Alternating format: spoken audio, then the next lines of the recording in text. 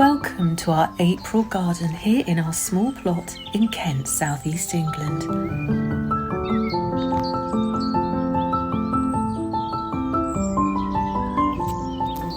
Coming up are some of the flowers captivating us right now, and new shade-loving plants introduced round our rescued and refreshed frog pond.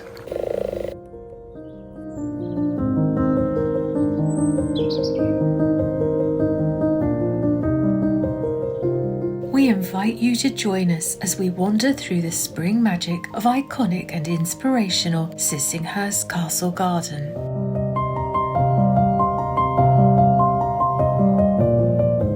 And return home to our new container Quince and the pretty tiered floral planting consoling us after the loss of our precious pine tree.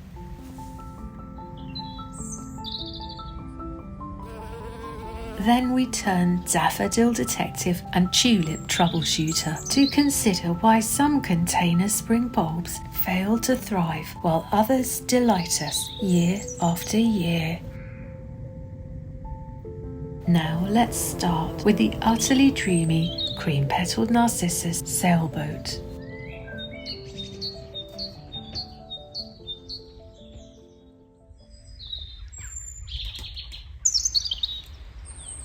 Narcissus Sailboat is an utterly charming, delicately pretty daffodil with gently reflexed ivory petals opening from yellow buds surrounding a small lemon yellow corona that elegantly ages to a cream cup. An additional delight is its sweetly seductive fragrance with a delicious hint of freesia.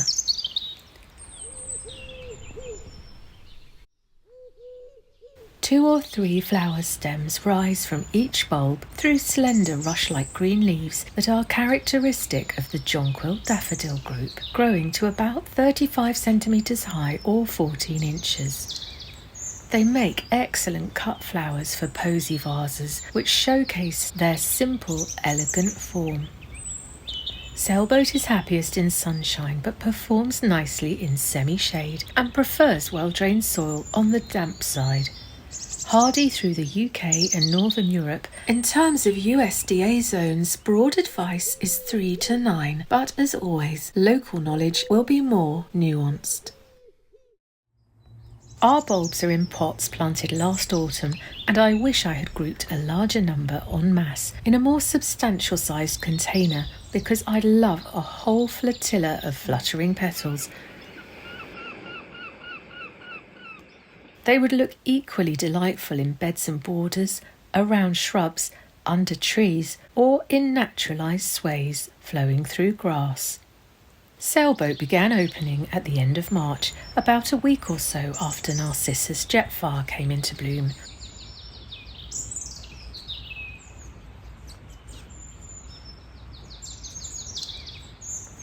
And while jetfire has slightly larger flowers and foliage, I think the two complement one another well with their miniature blooms. I've since discovered there's a golden yellow narcissus called yellow sailboat and a lemon sailboat variety, which next year would make other lovely sunny additions to their ivory petalled sailing partner.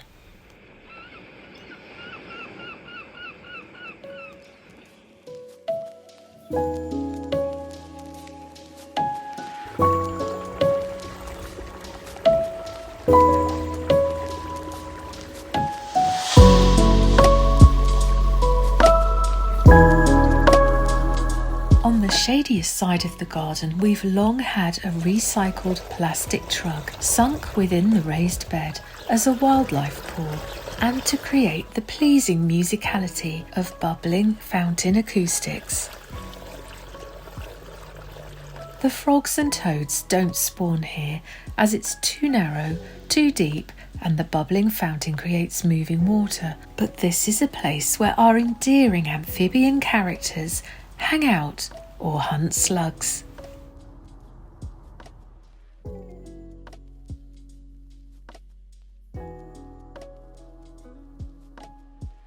Our mistake was using a flexible trug, as over time it became squashed from a circular to an elliptical shape by encroaching plant roots on either side. So I dug out and removed the trug and some surrounding plants, which first meant transferring bucketfuls of pond water to a temporary container so that I could feasibly lift the trug on my own. This naturally alarmed the inhabitants, and the frogs seemed to fall into one of two strategy camps, either staying put and camouflaging as floating leaves, or leaping straight out and hiding. We selected a rigid, root-resistant container for longevity. I widened the hole some more and installed the new frog pond, refilling with pond and rainwater. A few dipping branches from the old apple tree make good cover to tempt displaced amphibians back into their old domain. One was content to make do with the fountain cable. This change allowed us to save the pond from slow-motion implosion and refresh the planting all around the periphery, where suitably shade-tolerant choices are important.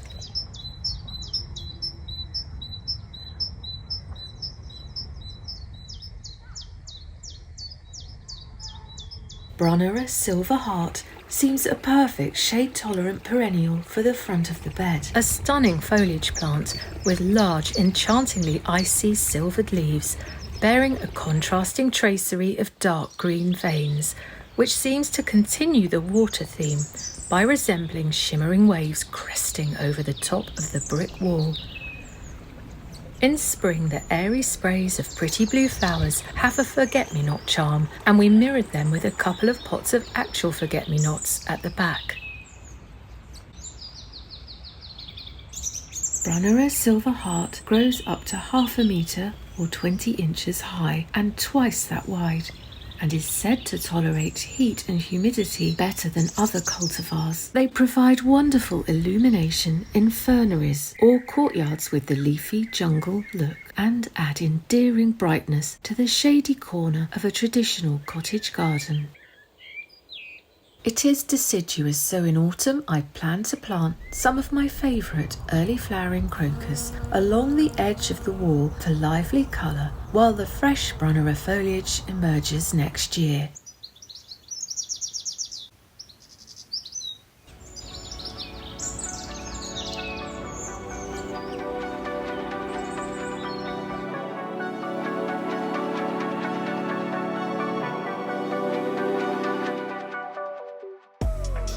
In spring, eye-catching evergreen perennial Bergenia Fire Ice bears clusters of white bell-shaped petals subtly flushed with pink, clasped by contrasting raspberry pink calyces above glossy ovate green leaves that become attractively bronzed through the winter months. Bergenia are also affectionately known as elephant's ears due to the larger leaved varieties. This plant is rather more of a rabbit's ear at the moment, but maybe the leaves will expand. A traditional cottage garden favourite for sun and partial or dappled shade, Bergenia is popular with pollinators, and once established, Fire Ice will tolerate even dry soil beneath trees and shrubs. However, in this bed, the sand-filled base beneath the pond container holds moisture well, so while plants in this space grow in free-draining compost, they do not go thirsty.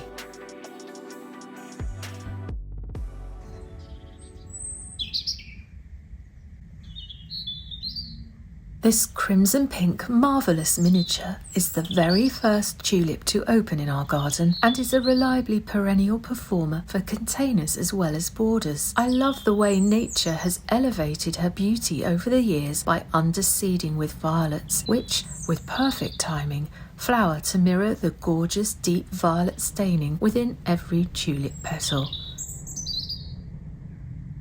She is perfect for modest-sized pots. These are 4 litre, light enough to easily lift and perch on a tabletop or windowsill so that her colourful qualities can be appreciated at close quarters.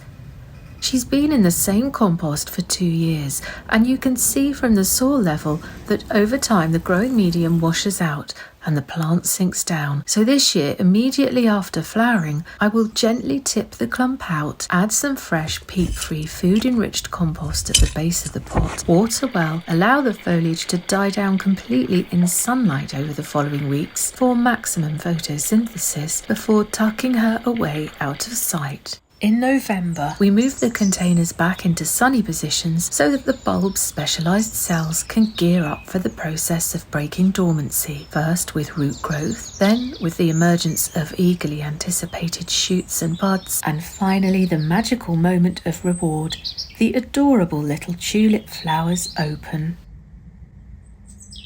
We spotted a scattering of little beauty tulips blooming in the lime walk border at Sissinghurst Castle Garden on our recent visit.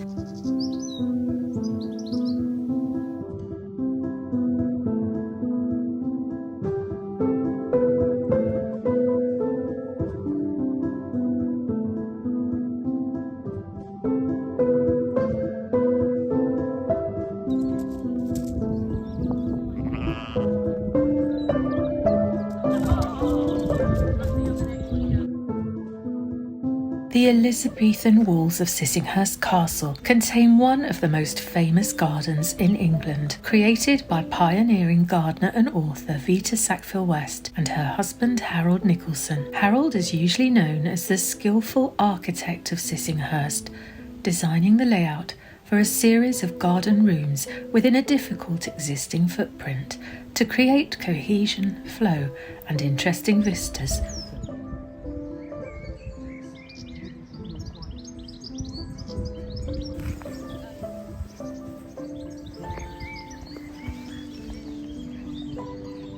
While Vita is the celebrated gardener of innovative and atmospheric planting, embracing a combination of stylized and informal design. Perhaps her best loved and most iconic creation, embodying elegant symmetry yet loose ethereality, is the White Garden.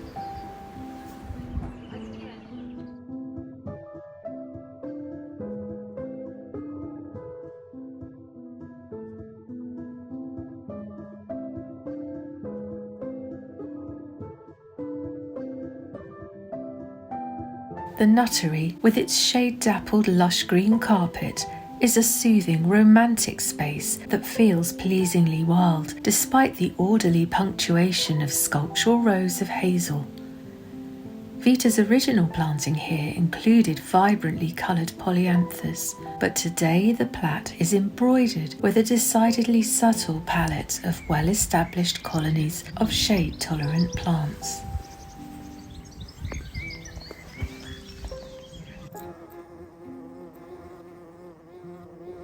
There is one garden at Sissinghurst that Harold Nicholson designed and planted himself in a joyful homage to spring flowers. This is the Lime Walk.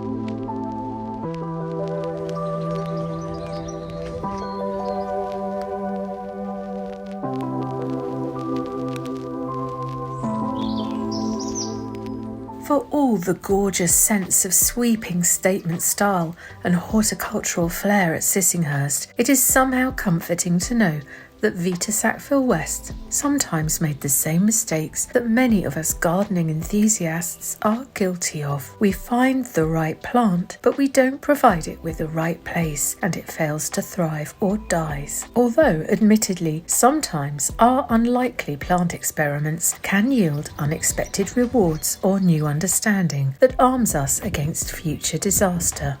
Well, this cordoned-off area adjoining Delos with digger loads of stone, banks of soil and monolithic boulders is all in aid of transforming the wrong environment into the right place, a place for Mediterranean plants to survive and thrive in our often cold and increasingly incessantly damp English climate. Although today's beautiful cloudless blue skies make a convincingly Mediterranean backdrop, and we have had an exceptionally sunny start to April here. This is the final phase of restoring Delos to the planting sensibilities that Vita was trying to achieve when she and Harold created a garden inspired by the flora of its namesake Greek island. Their ambitious vision to evoke a Hellenistic haven in the Kent countryside was ultimately defeated by the north-facing aspect and root-suffocating heavy clay soil. But in phase 1 of the restoration, garden designer Dan Pearson and the National Trust team first installed a heavy-duty drainage system, built dry stone walls for terraces with a southerly incline so that sun-loving plants capture maximum available light, and filled the garden with gritty, free-draining soil. I'll leave a link to our video of Delos in the description below, filmed in flower-filled late spring and summer after its first phase of restoration.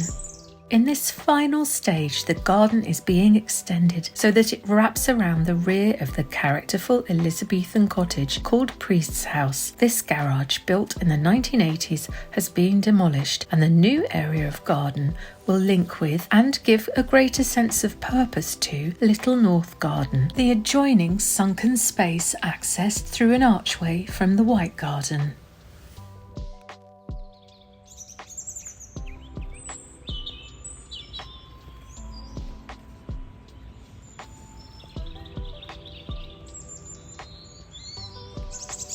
Design plans for the new space include Mediterranean plants for dry and shady conditions, with a ravine-like pathway canopied by Mediterranean oaks. In the garden shop at Sissinghurst, there's a quote from Vita Sackville West above the door: "A good start in life is as important to plants as it is to children."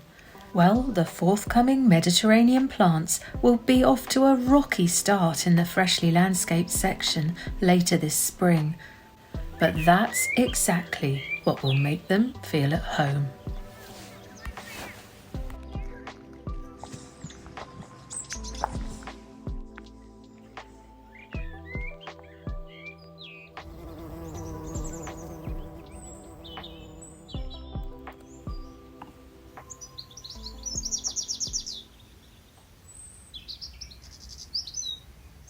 The only way to garden with a truly content heart is to embrace both beauty and imperfection.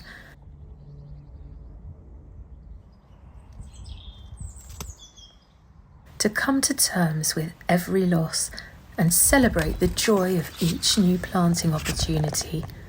At least that's something you might say until 2 of your favourite trees die and you find yourself quietly shedding tears or filled with indignant anger on the poor plant's behalf, albeit transiently. With the unprecedented levels of rainfall last winter, after a very soggy autumn, the formerly effective drainage in our pair of container-grown red Windsor apple trees proved woefully insufficient, and by the time we had realised and drilled additional drainage points in the pots, one of the lovely trees we've enjoyed and harvested from for well over 10 years had died. For the next 12 months we left the dead tree in situ, draped with artificial ivy to conceal starkly bare branches. But at the start of this month I dug out the tree, added in a mix of garden soil and peat-free, nutrient-rich, mature plant compost, and planted our new Quince, the variety Serbian Gold. There are decisions to be made about staking the tree, as root-damaging windrock is a risk factor on our exposed site, and it will probably be 2 or 3 years before it bears fruit, so perhaps it also does not blossom before then. But the little dusted green scrolls of pale downy leaf undersides that open to fresh luminous banners of spring are a complete delight.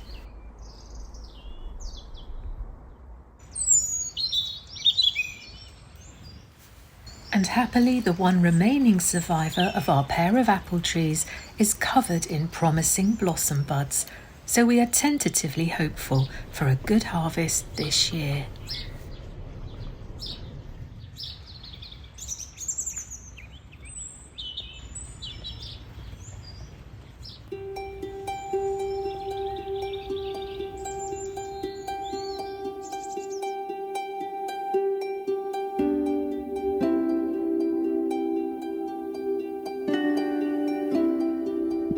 As well as one beloved apple tree, we've lost another gorgeous old character. Our container-grown pine has succumbed to disease despite our best attempts to help it recover. My first thought was to buy another to replace it. 2 things stopped me. Firstly, our much younger pine is showing the same signs of disease, some kind of needle blight, so the pathogen is still around and a potential threat to any newly introduced pine plant. And secondly, I decided that rather than trying to create a facsimile of the arrangement as before, I would use the container in a totally different way, because in principle, a new and unrelated aesthetic would stop us making comparisons with past planting. First, we needed a base to elevate it. I wanted to tone down the brightness of this orange plastic pot from the summer annuals, so I used watered down acrylics and applied white paint into the relief pattern for a bit of texture and interest, and then buffed it for a more subtle finish. Incidentally, the compost in this base pot will not only add weight to stabilise the balancing act, but will soak up any moisture from rainfall or watering that trickles down through the drainage holes of the container above, so that plant roots can seek out moisture below when conditions are dry. We chose a planting combination of perennial Nemesia Wisley vanilla, which is evergreen here through all but the most severe winters, and on hot days releases deliciously fragrant clouds of vanilla scent. Paired with a very lovely evergreen periwinkle, the small-leaved Vinca minor, named after horticulturalist Ralph B. Shugart, bearing generous blooms in heavenly violet blue. Both plants suit full sun to part shade, and both appreciate some moisture for flowering longevity. Both are pollinator friendly.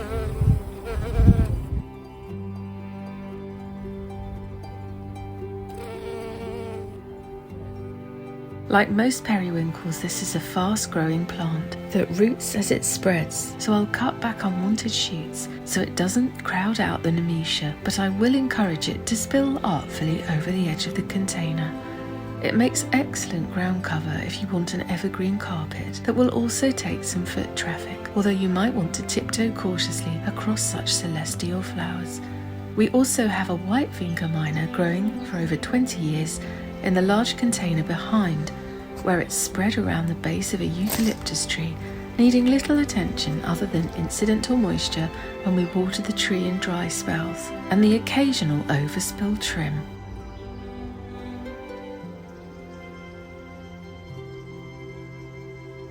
The sweet little topiary ball is Japanese holly, a boxwood alternative. It is slow maturing, but given unrestrained growing conditions has the potential to reach 5 feet in height, although not in this dish. And can I just add, it is truly a complete coincidence that the classical pattern around the rim here matches the one on the base. They are the only containers in the garden with this ancient motif, known as a meander, and after 20 years they've meandered together by chance.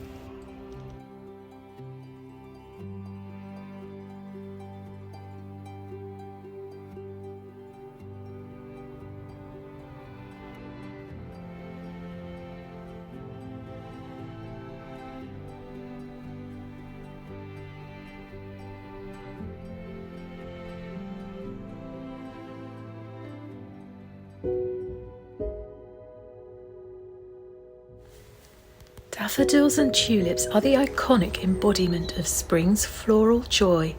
Narcissus are generally very reliably perennial, as are many tulip cultivars. But when container bulbs produce fewer blooms than the year before or completely fail to flower, there are a number of possible reasons why and ways to help restore them to glory for the following year.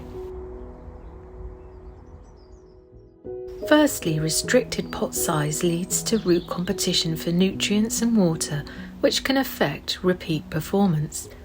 Our cool flame narcissi have been crammed into a relatively small container for the last 3 years.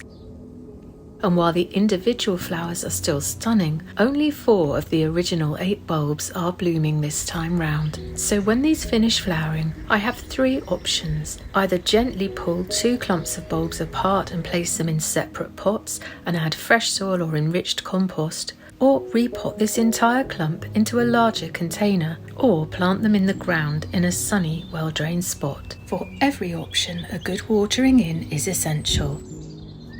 Another way to reduce container competition in a small space is to weed out any seedlings, but sometimes they are delightful enough to be very welcome. Despite the drawbacks with small-sized bulb-packed pots, I do appreciate little containers because they are easily lifted on and off the tabletop spring flower theatre, and once flowering has finished and foliage has died down, they are small enough to tuck discreetly away out of sight.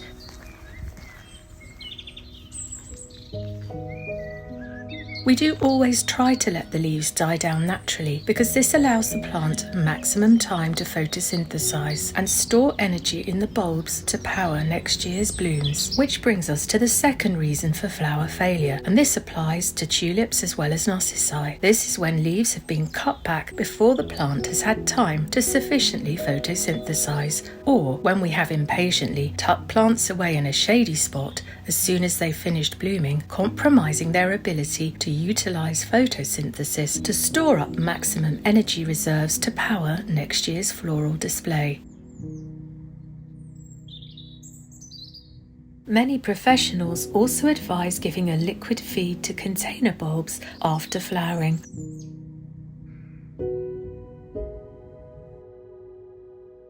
This lovely lush-looking blue-green foliage is Narcissus Red Devon. Bulbs have been crowded into a small container for over 3 years, so perhaps unsurprisingly, there are no blooms at all. Here's a look back at last year's loveliness. So let's investigate below ground. There is a small colony of ants, and while these do aerate the soil and fertilise plants, there's a tipping point where benefits become disadvantages if their numbers increase substantially, because they can compromise plant health through root-borne disturbance. These roots, though, look healthy, so I just left the plant uncovered for a while, and all the ants seem to scurry off. Whether they home back in on the plant remains to be seen. Keeping plants well watered will apparently deter ants, as they prefer drier environments. There are no flowers to accidentally break off, so I just repotted this plant straight away into a container, twice the depth and a little wider than the previous one, adding enriched peat-free compost for extra nutrition. I'll add a bark or compost mulch once foliage dies, and fingers crossed for blooms returning in full force next year.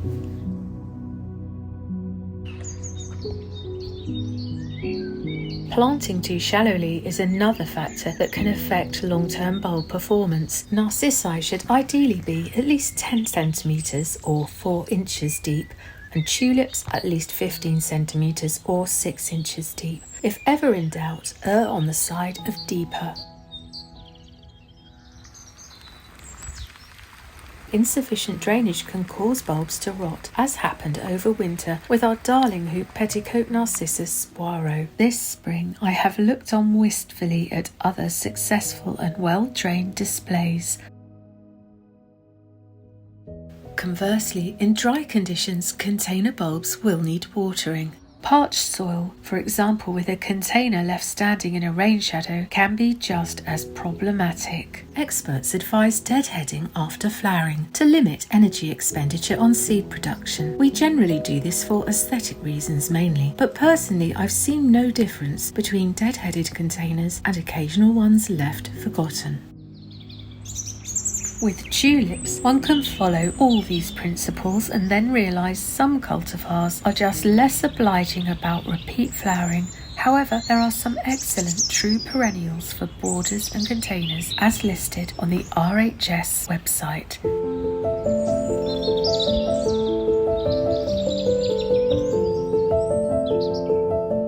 One of our perennial all-time favourites for containers, the blazing sunset skies of Tulip Princess Irene. This is a new tulip variety to our container garden, Apricot Pride, a supremely elegant, intriguingly creamy peachy pinky pastel with subtle beauty, making a very pretty partner to cool flame. Also, imagine a border of apricot beauty underplanted with a peachy primula like Buck's Fizz. The fun and playful element of spring container gardening is being able to bring together and instantly change all kinds of colour, shape and textural combinations, enjoying the creativity of the moment, but also imagining the scenes we want to compose or refine next year. Everyone sharing these scenes with us today, whether you're new to our channel or old friends, thank you for your company. It means so much. It's good to have you with us in the April garden. And until next time, we wish you all flowerful times and nature-soothed minds.